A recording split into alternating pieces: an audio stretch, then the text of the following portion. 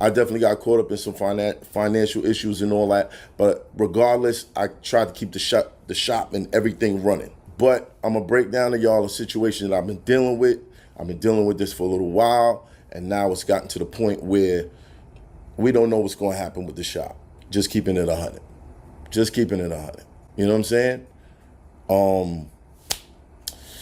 Yeah, the math not mathing. The math not mathing, son. I've talked about working like regular jobs and like that, but none of them ever lasted like a real long time. For the most part, the money that I made in the streets, or I made from battle rap, which was kind of like making it in the streets. I didn't grow up in a household where, my father was around to break down certain things. My mom's knew stuff. My mom started to learn shit eventually, but it wasn't like it wasn't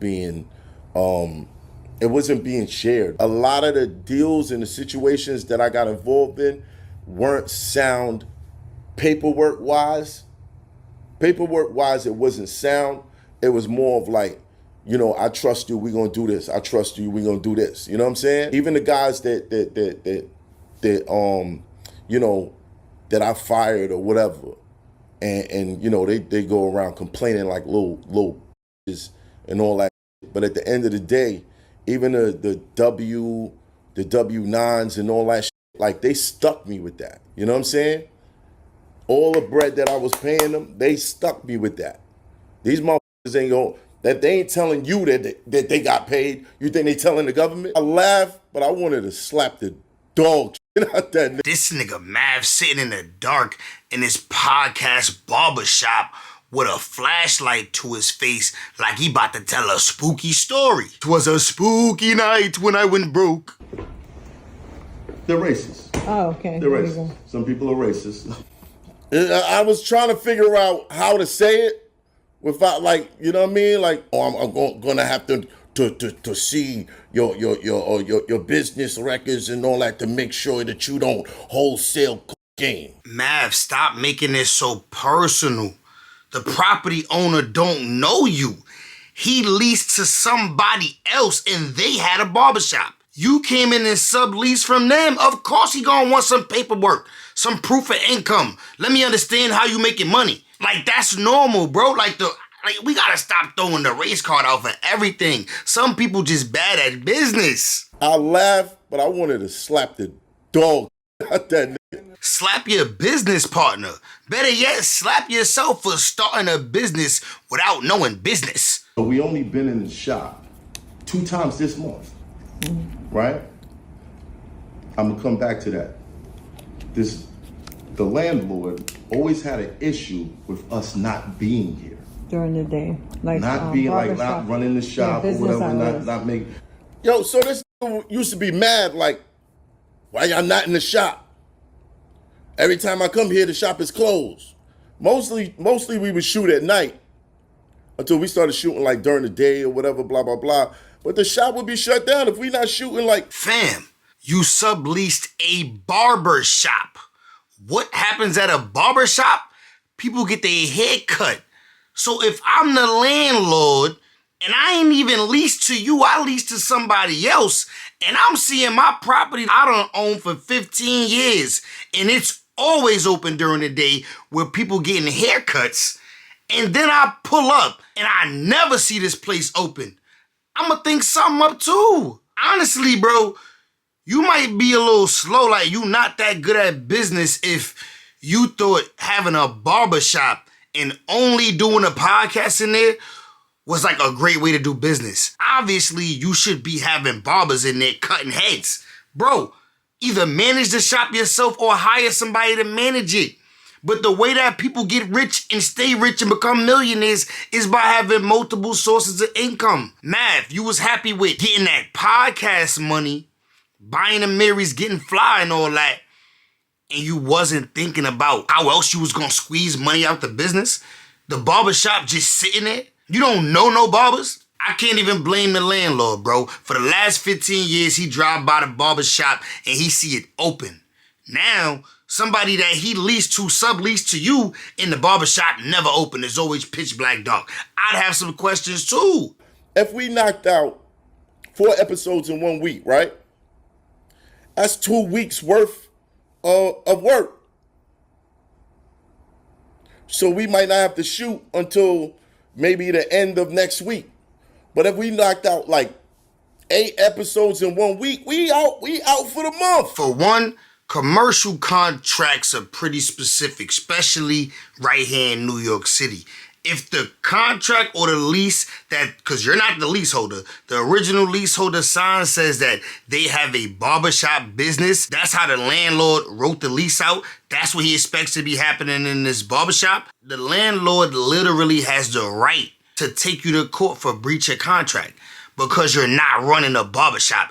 Imagine he driving through a whole month. He see this place closed, shut down. Look like no money coming in. He trying to figure out, how am I getting paid? Am I getting paid? And when I do get paid, how am I getting paid? Is this dirty money?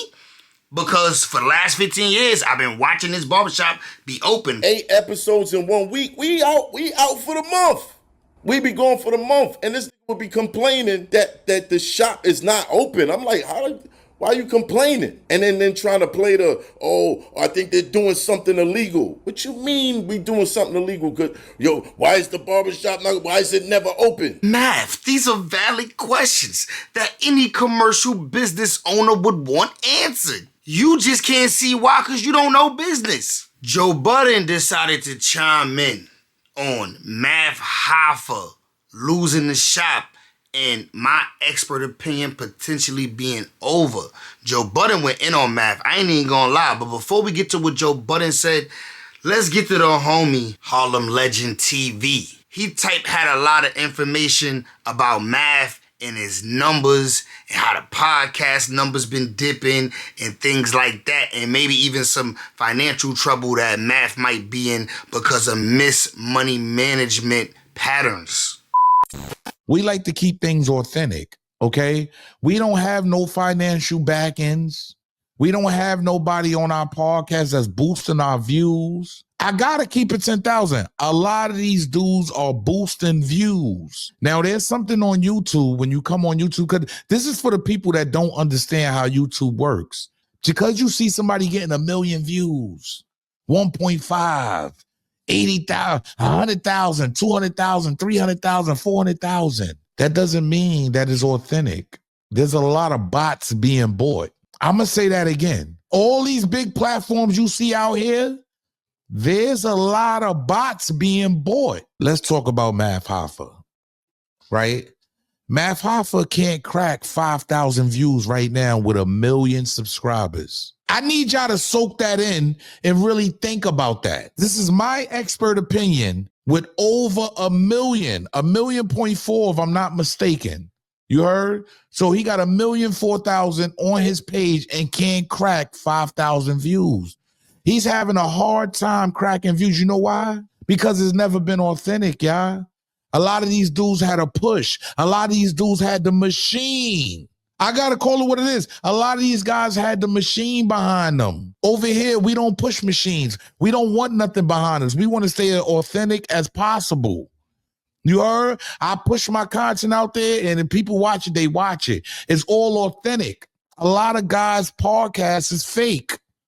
I'm here to break the news here. A lot of these dudes is buying views and buying bots to leave comments. Yeah, let's call it what it is. Just look at some of these dudes' pages. There's no way you can have 1 million views, 1 million subscribers, and not crack 5,000. Pay attention, y'all, because it's nasty. China Brim spoke on it. Pay attention. We've been doing this YouTube thing a long time, and I see you dudes buying bots. Let's call it what it is. Pay attention. Tell me why you kicking the man down while he on the floor. Stomp to the grave. I don't give a f. Look at this. This got over 1 million subscribers. Can't even get over 5K. Like you a brand new page.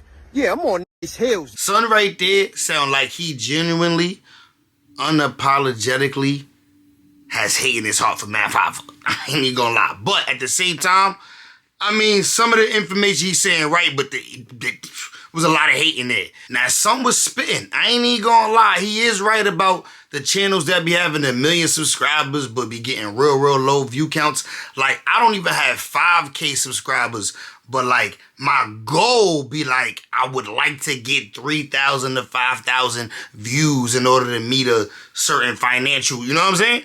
So for you to have 1 million subscribers, I would think you at least pull in like 100K. That's typical. I see all the big creators pulling like 100K within like 24 hours to like, let's say a week. So I ain't gonna lie, math numbers is questionable. Zip with the drip had some information on this too that he wanted to get out there. So let me take a little clip from Zip and we're gonna get back to Joe Budden and what he had to say about it. Math Hoffa didn't stick to the #1 rule of the internet. The #1 rule of the internet is consistency beats quality. Quality over the consistency. When they was just coming on, it's Hoffa, it's black rapper, church rap rapper, the only smack rapper that you go smack rappers, right?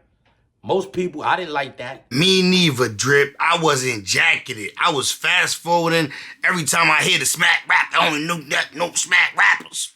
I ain't gonna lie, that part was alright.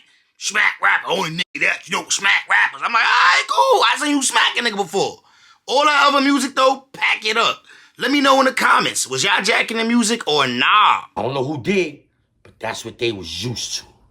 When the show come on, that's what you used to. For like 6 months now, it's all kind of Math Hoffa songs. People never jacked Math Hoffa as a rapper like that. As a battle rapper, he had a good, solid fan base. In his mind, I'm gonna force feed them my music whether they like it or not. You come on playing this song, homie. You come on playing this song, but they don't want to hear that song. It was not tuning into the platform for Math Hoffa. It was a guest-driven platform, kind of like Drink Champs. Only thing is, Nori is a bigger and better personality than Math Hoffa. You understand? But it's a guest-driven platform. People is not really patching in for Math Hoffa. They don't care what kind of chain you had on, Math. They don't care about your watch. They don't care you got 100 pair of Mary. You went and spent all of them thousands of dollars on jeans for nothing. Nobody cared what kind of pants you had on, bruh. Nobody. You a grown-ass man. You not a 20-year-old coming into this money. You a grown-ass man who fake locked up on the internet. You hit a stride. You done got your shit going. You was supposed to be able to say, I bet I'm putting all of this away for 2 years. Yeah, because this shit might not be here forever, but in your mind, you might have thought, yo, everybody's shit is never gonna fall off. And then you start making bad judgment calls. You letting come on your platform saying spicy shit because your numbers was going down. You said, I'm trying to, this gonna get me back in the middle.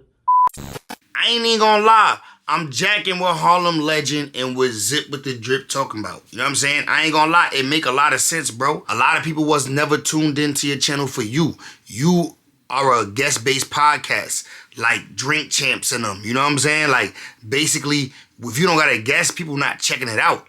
You know what I'm saying? Also, too, something that a lot of people not mentioning, the Fat Joe situation, bro. You let Fat Joe come on your channel and diss the FBAs. What are the FBAs? Foundational Black Americans. Basically, black people that was born in America.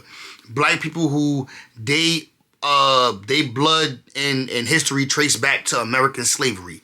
You know what I'm saying? Pretty much that's what FBAs are. Foundational Black Americans. Fat Joe went on at Hoffa podcast and called all FBAs broke.